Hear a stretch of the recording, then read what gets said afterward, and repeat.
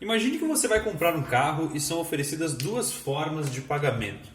Na primeira forma de pagamento, a loja oferece o seguinte negócio: você vai pagar R$ 10.000 por dia durante 30 dias. Ou seja, no primeiro dia você dá R$ 10.000, no segundo 10 mil e assim por diante até o 30º dia.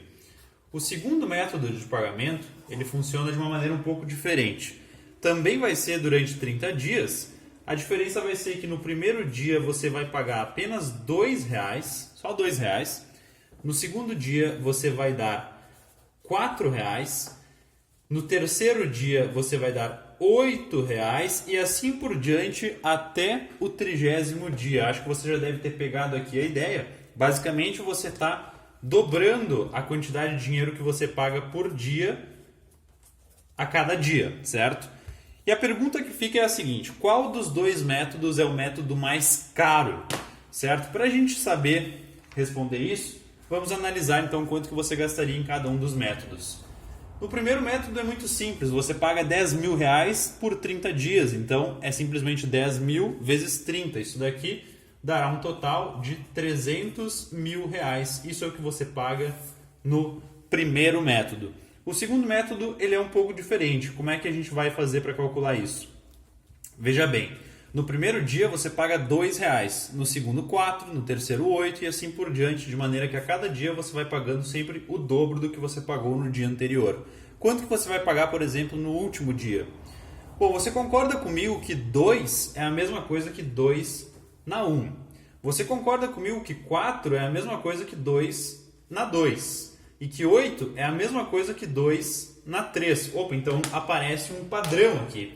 O expoente aqui é sempre igual ao número do dia. 2, 2, 3, 3. Então lá no último dia, no 30º dia, você vai pagar 2 na 30, certo? E esse número eu vou calcular aqui com vocês. 2 na 30, ele vale... Olha, para você dar uma olhada, ele vale mais de 1 bilhão, certo? Então no último dia você vai entregar mais de R$ 1 bilhão para a loja.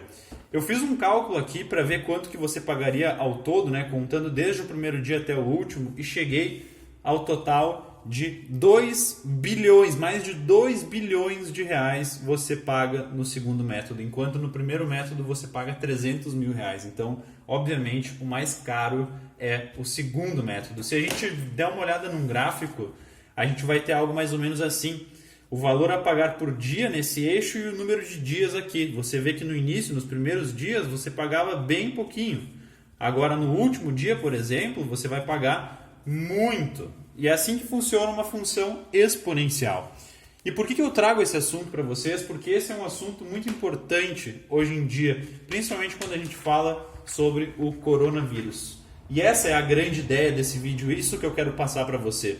Eu acho que uma das piores coisas que aconteceu na manifestação desse vírus ao longo de toda a sociedade talvez tenha sido a falta de preocupação que algumas pessoas tiveram, a falta de noção que algumas pessoas tiveram em entender como funciona uma função exponencial.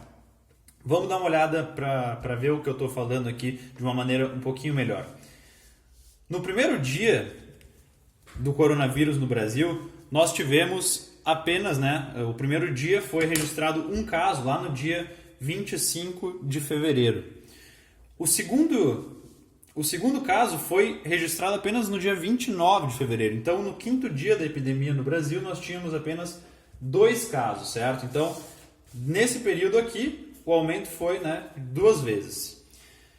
Agora, se a gente der uma olhada no 10º dia, ou seja, o dia 5 de março, o número de casos saltou para 8. Então, a gente teve aqui um aumento de 4 vezes. Mas ainda assim era um número baixo e as pessoas elas continuavam a sair de casa e não se importavam muito com a real gravidade disso aqui. 15º dia de pandemia, o dia 10 de março, a gente ficou com 34 casos, certo? Então, o aumento aqui ele também foi de mais ou menos 4 vezes. Depois, no dia 15 de março, o 20º dia da pandemia, a gente tinha registrados 200 casos, certo? Então aqui o aumento ele foi, de certa forma, mais brusco, foi cerca de 6 vezes. No 25º dia, o dia 20/3, a gente tinha 970 casos. Então aqui o aumento foi de mais ou menos 5 vezes. Vamos avançando. 30º dia, dia 25 de março, eram registrados 2.554 casos. Então o aumento aqui ele foi de mais ou menos 2,5 vezes.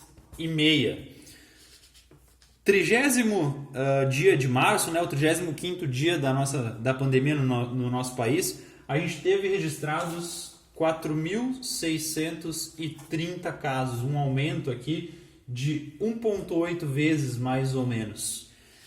E ontem, né, eu estou gravando esse vídeo no dia 3, a gente teve, né, um total de 8.000 casos registrados, certo? Isso aqui é o número total de casos até o tal dia. Então, até o dia 2, nós temos 8.044 casos registrados, um aumento, se você for ver, em relação ao dia 30 de março, de 1,7 vezes.